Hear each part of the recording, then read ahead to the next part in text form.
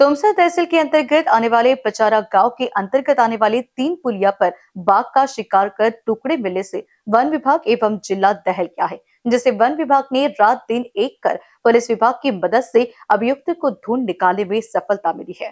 ते काल आम्हाला आमचं जंजिरा बीट जे आहे तुमसर वन परिक्षेत्रातलं तिथले वनरक्षक जे आहे त्यांनी सकाळी माहिती दिली की अशा अशा पद्धतीने इथे वाघाचा एक शिकारीसारखा संदिग्ध घटना जी आहे ती घडलेली आहे। त्याच्यानुसार त्याची दखल घेत आम्ही घटनास्थळी हजर झालो आणि राष्ट्रीय व्याघ्र संवर्धन प्राधिकरणाच्या प्रमाणभूत कार्यपद्धतीनुसार तेवढा एरिया आम्ही कॉर्डन ऑफ केला। त्या एरियामध्ये आम्ही इतर कुणालाही प्रवेश प्रतिबंधित केला। त्या ठिकाणी थोडं संदिग्ध वातावरण असल्यामुळे गावातली गोपनीय माहिती सुद्धा आम्ही घेतली आणि एक संशयित राजू वरकडे हा सकाळीच आम्ही त्याला चौकशीसाठी ताब्यात घेतला होता। त्याच्या शेताची सुद्धा आमच्या वन कर्मचाऱ्यांनी क्षेत्रीय कर्मचारी पथकं गठीत करून ते पाहणी केली होती। तिथे सुद्धा काही संदिग्ध पुरावे वन विभागाच्या हाती लागलेले होते आणि त्याचाच पुढील भाग म्हणून पेंच व्याघ्र प्रकल्पातील श्वान पथकाला त्या ठिकाणी आम्ही पाचारण केलं होतं। सोबतच गोंदियाचे देखील वन विभागाचा श्वान पथक आम्ही पाचारण केलं होतं। NTCAच्या प्रमाणभूत कार्यपद्धतीनुसार वाघाचे संपूर्ण अवयव शाबूत आहेत किंवा नाही याची खात्री करण्यात आली होती। 4 पशुवैद्यकीय अधिकाऱ्यांनी या वाघाचं जे आहे शवविच्छेदन केलेलं आहे। वाघाची बाहेरची स्किन जी आहे ती बऱ्याच ठिकाणी भाजलेली होती आणि त्याचे शरीराचे 4 तुकडे जे आहेत ते हा तलाव जो आहे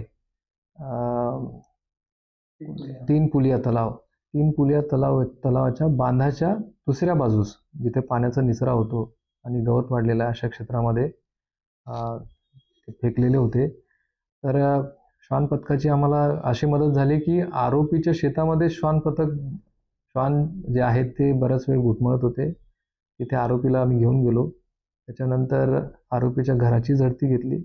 आरोपीकडनं बरेचसं साहित्य जे वाघाचं शरीर कापण्यासाठी त्यांनी वापरलेलं आहे ते साहित्य सुद्धा आम्ही जप्त केलं। या प्रकरणाच्या संबंधित सर्व कार्यवाही जी आहे ही वन विभागाच्या कर्मचाऱ्यांनी आणि यामध्ये विशेष बाब म्हणजे पोलीस विभागाची सुद्धा आम्हाला या ठिकाणी मदत झालेली आहे। मी पोलीस अधीक्षक यांच्यासोबत बोललो होतो। त्यांनी देखील LCBचे अधिकारी त्या ठिकाणी पाठवले होते आणि वाघ म्हणजे आरोपीच्या घराची झडती घेऊन आरोपीने त्याच्यासोबत अजून 2 लोक जे आहेत सह आरोपी त्याचे जे नवेगावला राहतात आणि हा मुख्य आरोपी जो आहे तो पचाऱ्याला राहतो, तर त्यांना सुद्धा आम्ही ताब्यात घेतलं, अटक केलेली आहे आणि तपासामध्ये असं त्यांनी कबुली जबाब दिलेला आहे की त्यांनी डुकराच्या शिकारीसाठी गुरुवारी 11 KVच्या लाईनवर जे आहे त्यांनी अकोडा टाकून जे आहे खुंट्यांना तार बांधून करंट लावला होता।